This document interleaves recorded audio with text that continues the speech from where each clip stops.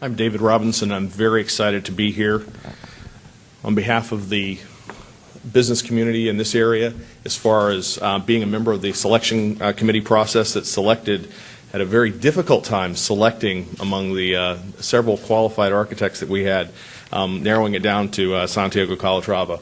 I now know how David Spivey must have felt when he was able to land Frank Lloyd Wright to do the Florida Southern Campus. It was an incredible moment. It's a day that we've been waiting for a long time, and I'm very excited to be here. I don't know how I can say more than a Calatrava building does. If an image is worth 1,000 words, then a Calatrava must be worth a Google words. I mean, it is an incredible statement. We saw the imagery earlier. It's not something that's easy to express, to say that what this building is going to be able to do for this local community, what it's going to do for Lakeland, Polk County, Central Florida, all of Florida. As Florida's first polytechnic, we're going to have the ability to see the transformation that a single building can have, because architecture is one of those things that can transcend both time and space. And it becomes something that even a 4-year-old can realize. And I use this 4-year-old comment because my daughter, I took her to Europe for the first time last year. My wife and I debated, do you take a 4-year-old to Europe?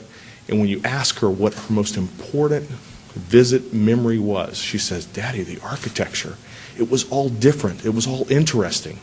And so many times we build our educational institutions in a manner that they really become boxes or pizza boxes, and we don't step out.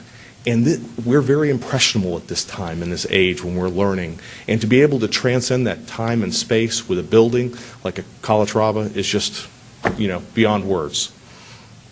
I think for the high-tech entrepreneurs in this community, I'm part of the Florida High-Tech Council, and I realize that this area here along I-4 has a lot of growth ahead of it. And I think this is going to become a true magnet for not only students, but also to maybe limit the brain drain that we've experienced from this area, where people feel like they have to go to another campus, they have to go outside the state. This right here, I think, will become that magnet that will not only attract the right students, it will also attract the right faculty. I think it will also attract businesses, high-tech businesses, because human assets are the most important assets. If you don't have those human assets, you're not going to have high-skill, high-wage jobs. You're not going to have high-skill, high-wage companies. So it's important to us to have something like this Calatrava here.